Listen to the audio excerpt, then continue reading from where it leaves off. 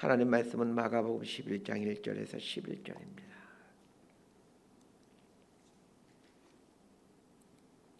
마가복음 11장 1절에서 11절까지 말씀 번갈아가며 읽습니다. 제가 먼저 읽겠습니다.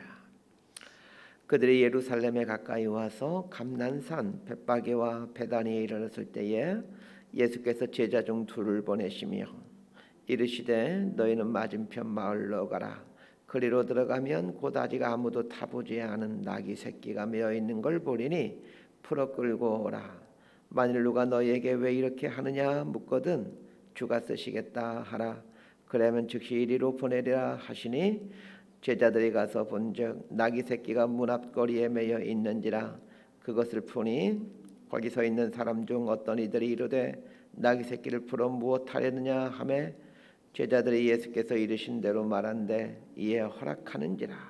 나귀 새끼를 예수께로 끌고 와서 자기들의 겉옷을 그 위에 얹어 놓음에 예수께서 타시니 많은 사람들은 자기들의 겉옷을 또 다른 이들은 들에서 벤 나뭇가지를 길에 펴며 앞에서 가고 뒤에서 따르는 자들이 소리 지르되 호산나 찬송하리로다. 주의 이름으로 오시는 이여 찬송하리로다. 오는 우리 조상 다윗의 나라여 가장 높은 곳에서 호산나 하더라. 11절 함께 읽습니다. 예수께서 예루살렘에 이르러 성전에 들어가사 모든 것을 눌러보시고 때가 이미 저물매 12제자를 데리시고 베다니에 나가시니라. 아멘. 여리고리에서 예루살렘으로 나 있는 도로를 따라 30여 킬로를 가면 예루살렘에 도착하게 됩니다. 여리고에서 예루살렘을 향하는 길은 30도가 넘는 오르막길입니다. 30여 킬로의 오르막길의 정점에 도착하면 예루살렘이 한눈에 들어오는 장관이 펼쳐집니다. 그곳이 감람산입니다. 감람산에서 한 2km에서 3km 정도 내려가면 기드론 골짜기가 나오고 기드론 골짜기를 지나자마자 그 예루살렘 성이 펼쳐지게 됩니다. 예수님 당시 감난산에는 두 개의 마을이 있었습니다. 벳바게라는 마을과 베다니라는 마을입니다. 오늘 본문은 예수님께서 예루살렘에 입성하기 바로 직전인 이 감난산에 있는 벳바게와 베다니에 있을 때 있었던 일입니다. 자, 1절과 2절 말씀 함께 읽습니다. 시작. 그들이 예루살렘에 가까이 와서 감난산 벳바게와 베다니에 이르렀을 때에 예수께서 제자 중 둘을 보내시며 이르시되 너희는 맞은편 마을로 가라. 그리로 들어가면 곧 아직 아무도 타보지 않는 나귀 새끼가 메어 있는 걸 보리니 풀어 끌고 오라. 이 감난산에 있는 벳바게와 베다니에 계실 때 일입니다. 성경은 벳바게와 베다니를 말하면서 예루살렘에 가까이 와서라는 말로 이 벳바게와 베다니가 어떤 마을인지를 설명해 주고 있습니다. 이 벳바게와 베다니가 예루살렘과 가장 가까운 동네였다라는 걸 지금 말해주고 있죠. 벳바게와 베다니가 어떤 마을인지를 아는 게 중요합니다. 예루살렘은 명실공히 이스라엘을 상징하기도 하고 또 이스라엘을 대표하는 도시이죠. 예루살렘에는 성전이 있고 대제사장을 비롯해서 또 헤롯의 궁전이 있습니다. 종교, 정치, 경제의 중심지가 예루살렘입니다. 무엇보다도 종교 공동체인 이스라엘에서 예루살렘은 이스라엘 자체이다라고 해도 지나치지 않을 만큼 많은 걸 함축하고 있는 도시가 예루살렘입니다. 그런데 예수님은 예루살렘을 목적지로 삼고 있었지만 예루살렘으로 가시지 않으시고 바로 그 옆에 있는 벳바게와 베다니에 머무십니다. 벳바게와 베다니는 예루살렘에서는 도저히 살 수가 없는 빈민들이 사는, 우리식으로 하면 예루살렘의 산동네, 달동네라고 보시면 됩니다. 마가복음 저자가 벳바게와 베다니를 말하면서 예루살렘에 가까이 있는 이라는 부연 설명을 하는 이유를 아셔야 됩니다. 그것은 대조입니다. 벳바게 베다니는 예루살렘과 가장 가까이 있는 마을이었지만 예루살렘과 가장 반대적인 성격을 갖고 있는 마을이라는 뜻입니다. 예수님은 벳바게와 베다니에서 나귀를 가지고 오라 하고는 나귀를 타고 예루살렘에 입성합니다. 이 나귀는 말과에 속한 가축으로 말보다 훨씬 작은 동물입니다. 다 큰 나귀의 높이가 겨우 1m 정도 된다라고 합니다. 그래서 나귀는 사람이 타고 다니기보다는 대부분을 이 짐을 싣고 다니는데 사용되는 가축입니다. 오늘 본문을 보면 예수님이 나귀 새끼를 타고 예루살렘으로 입성하십니다. 다 큰 나귀도 잘 사람들이 타질 않는데 그 새끼 나귀를 타고 예루살렘으로 입성하십니다. 뭐 새끼 나귀 해봐야 등 높이까지 한 50cm 좀 되지 않을까 싶기도 합니다. 50cm, 60cm 정도. 참 그 모습을 상상해 보십시오. 예수님 발이 거의 땅에 닿게 되었을 것입니다. 베다니아 벳바기가 예루살렘과 대조를 이루고 있듯이 나귀는 말처럼 생겼지만 말과는 너무나도 반대적인 동물입니다. 이런 사전 지시를 갖고 오늘 본문을 묵상하다 보면 많은 걸 얻을 수 있게 됩니다. 오늘 본문의 사건이 사복음서 모두에 기록되어 있습니다.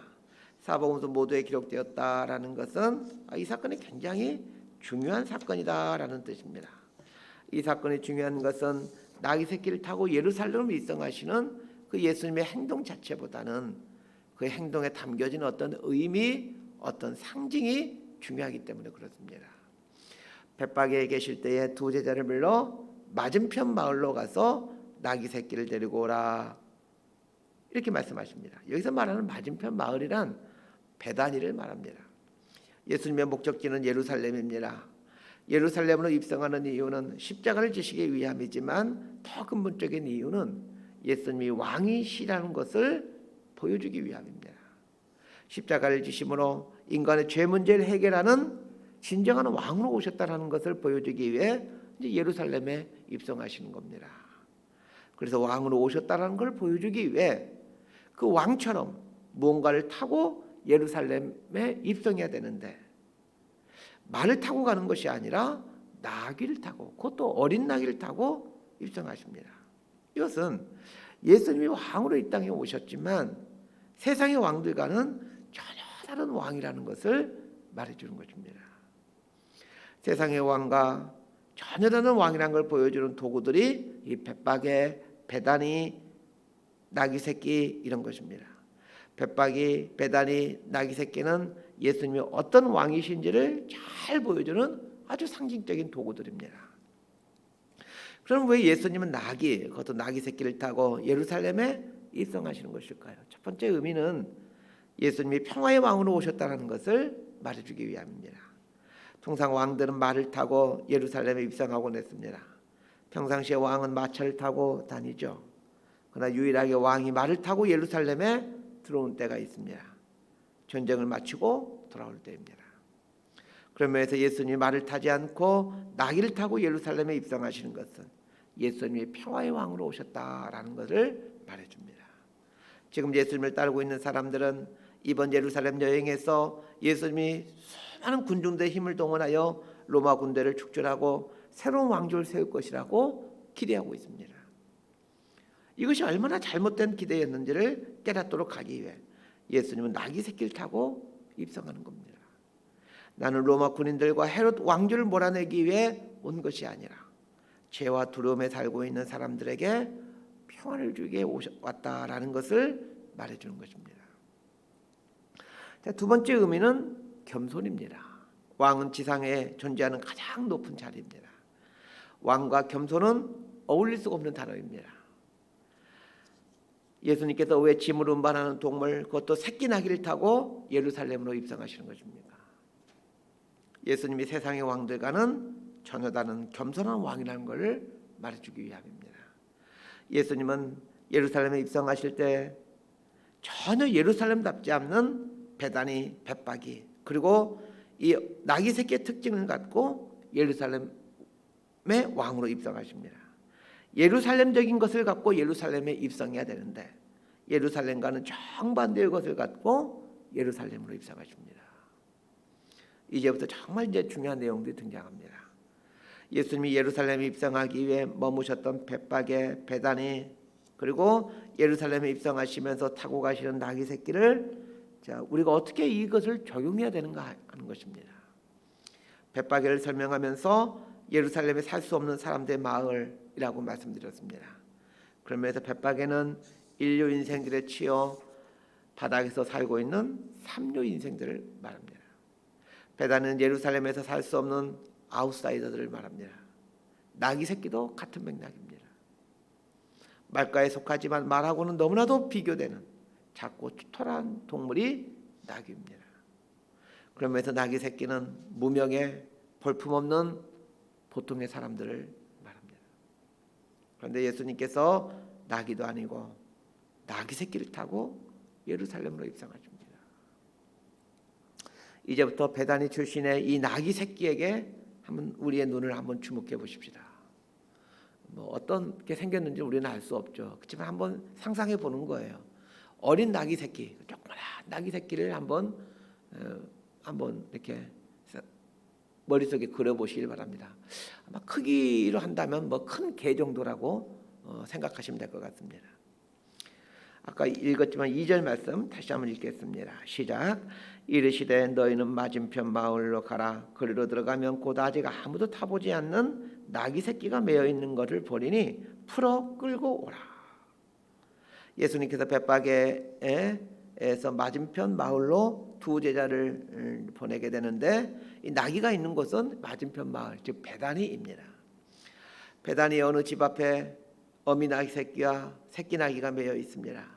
나귀의 특징 중 하나가 날뛴다라는 것입니다. 그래서 우리말에도 날뛰는 아이를 보면서 아유 저 망아지 새끼 같구나 이런 표현을 하죠. 나귀의 가장 큰 특징이 제 성질 못 참고 날뛰는 것입니다. 그러게 평생을 사람을 태우지 못하고 짐이다 나르다가 죽게 되는 동물이 나귀입니다. 오늘 본문에 등장하는 나귀 새끼는 사복음서에 기록될 뿐만 아니라 하나님의 아들인 예수 그리스도를 자신의 등 위에 태우고 오랜 시간 동안 예수님의 살을 맞댄 최초의 동물이 됩니다. 이 땅에 살았던 어느 누구도 오늘 본문에 등장하는 이 나귀 새끼만큼 예수님의 몸을 가까이에서 만져보고 접촉한 사람은 없을 것입니다. 예수님의 제자들조차도 이 나귀 새끼만큼 예수님의 몸을 그렇게 가까이에서 만져본 사람은 없습니다. 죄성질 참지 못하고 천방지축 날뛰는 이 나귀 새끼는 어떻게 하나님이신 예수님을 싣고 가는 복을 누리게 된 것일까요? 화창한 4월의 어느 날 베단에 있던 나귀 새끼 한 마리는 어미 나귀와 함께 매여 있었습니다. 그 나귀 새끼는 자신의 어미처럼 머지않아 짐을 나르다가 죽게 되는 운명을 갖고 있습니다. 그런데 처음 보는 두 제자가 와서 이 나귀 새끼를 풀어 예수님께 데리고 가려고 합니다. 예수님께서 두 제자를 보내면서 나귀를 데리고 오라라는 말씀을 하시는데 우리말 성경에서는 끌고 오라 이렇게 번역되어져 있습니다.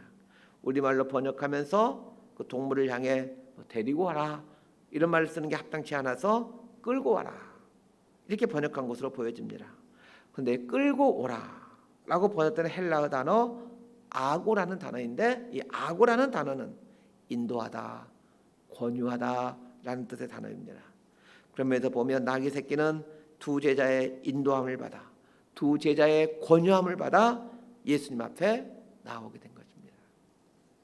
두 제자의 권유를 받아 예수님 앞으로 나온 나귀 새끼는 그때부터 예수님이 어떤 분이신지를 드러내는 귀한 도구로 사용됩니다. 두 제자가 나귀 새끼를 데리고 오려 할 때 타고난 성질대로 천방지축 날뛰었다라면 그 나귀 새끼는 짐이나 싣고 나르다 죽게 되었을 것입니다. 중심지가 아닌 변두린 베다니에서 제 성질대로 천방지축 살다가 짐이나 나르면서 죽었을 나귀 새끼를 가만히 묵상하다 보면 오늘 적지 않은 사람들이 이런 삶을 살다가 인생을 마감하고 있다는 것을 알게 됩니다. 이것은 우리 그리스도인들도 예외가 아닙니다. 그리스도인들이라고 특별한 삶을 사는 건 아닙니다. 하나님의 특별한 은총으로 하나님의 백성으로 부르심을 받았지만 그렇게 의미 있고 위대한 인생을 사는 그리스도인은 그렇게 많지가 않습니다. 예수님께서 두 제자에게 베다니 마을로 가면 메인 나귀가 있을 것인데 그 나귀를 풀어오라고 말씀하셨습니다. 예수님께서 죄에 매여 살고 있는 우리들을 죄에서 풀어주셨습니다. 그 다음에 우리가 해야 될 일은 무엇이겠습니까? 아고 인도함을 받아 예수님 앞으로 나아가는 것입니다. 제자들의 인도함을 받아 주님 앞에 왔기에 그 나귀 새끼는 예수님이 어떤 분이신지를 알려주는 도구로 사용됩니다. 우리 그리스도인의 인생도 마찬가지입니다.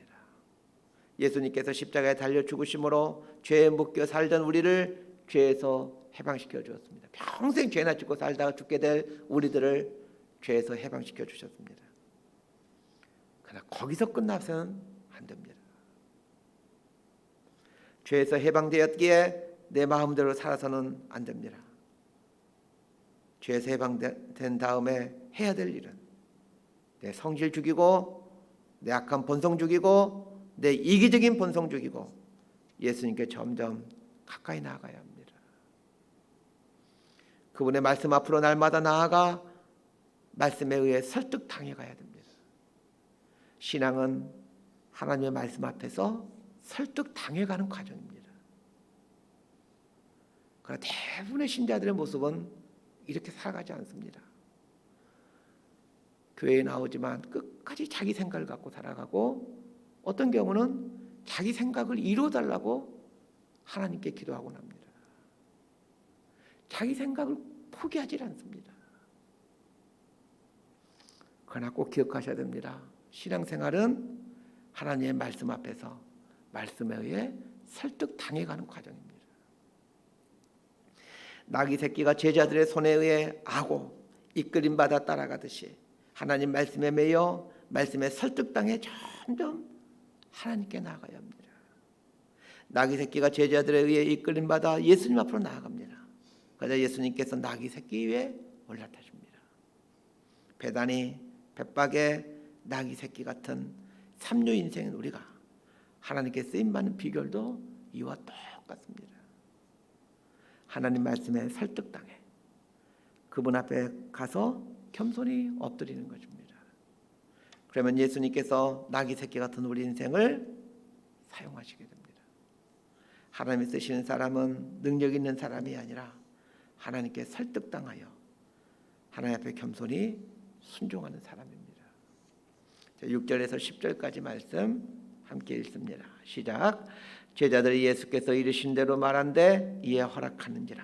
나귀 새끼를 예수께로 끌고 와서 자기들의 겉옷을 그 위에 얹어 놓음에 예수께서 타시니 많은 사람들은 자기들의 겉옷을 또 다른 이들은 들에서 벤 나뭇가지를 길에 펴며 앞에서 가고 뒤에서 따르는 자들이 소리 지르되 호산나 찬송하리로다.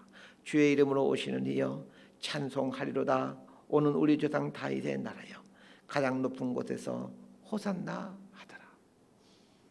나귀 새끼가 예수님 앞에 도착하자 사람들은 자신들의 겉옷을 벗어 그 나귀 새끼 등 위에 깔아줍니다. 심지어는 그 나귀가 밟고 지나가도록 그 나귀가 갈 길 위에 겉옷을 벗어놓습니다. 요즘식으로 하면 그 칸느 영화제 같은 세계적인 영화 축제이죠. 그런 영화제 같은 영화 시상식에서 그 영화 배우들이 밟고 가라고 그 레드 카펫을 까는 것이라고 할 수 있습니다. 옷을 깔아줬다라는 것은 굉장한 영광을 받게 되었다라는 뜻입니다.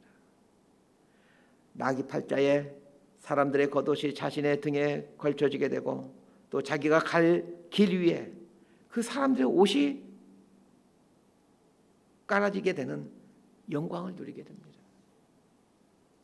왜 이런 영광을 누리게 됩니까? 예수님의 말씀에 설득당해 예수님 앞에 무릎 꿇었기 때문입니다. 말씀 정리합니다. 예수님께서 죄에 매여있던 우리들을 당신의 거룩한 보혈로 풀어주셨습니다. 죄의 종으로 살던 인생들을 죄에서 풀어주셨습니다. 이제 우리가 해야 될 일이 있다면 하나님 말씀에 설득당해 예수님 앞으로 나아가는 것입니다. 예수님은 낮고 낮은 십자가에 계십니다. 우리가 낮고 낮은 십자가로 나아갈수록 나의 낮음을 당신의 안장 삼아 예수님은 높임을 받으시게 됩니다. 우리 인생의 목적이 무엇입니까? 그분의 이름을 드러내고 높이는 것 아닙니까? 그렇다면 우리 주님 앞에 무릎을 꿇으십시다. 그리고 낮고 낮은 내 등 위에 그분이 오르시도록 하십시다. 그리고 말없이 그분이 가고자 하는 길로 걸어가십시다. 이것이 진짜 의미 있는 인생 아니겠습니까? 그렇게 살면 하나님께서는 저와 여러분의 인생을 영광스러운 인생으로 살아가도록 해주십니다. 2000년 전 베단에 있었던 한 나귀 새끼를 2000년이 지난 지금까지 수많은 사람들에게 기억하도록 해주신 것처럼 말입니다. 이런 복 있는 인생을 살게 되는 저와 여러분의 남은 삶이 되기를 진심으로 소망하고 축복합니다. 기도하겠습니다. 하나님 아버지, 새끼 나귀 한 마리가 예수님의 왕되심을 온 세상에 드러내는데 귀하게 사용되고 있습니다. 나귀 새끼 한 마리도 이렇게 예수님의 영광을 위해 귀하게 사용되어지는데 우리들이야 오죽하겠습니까? 우리의 삶이 계속해서 하나님 말씀에 설득당해 점점 더 주님께 가까이 나아가는 삶을 살게 하시고, 그래야 주님 가까이에 이르러 주님의 주님 되심을 온전히 세상에 드러내며 살아가는 겸손한 인생이 될 수 있도록 은총을 베풀어 주옵소서. 예수님의 이름으로 기도드리옵나이다.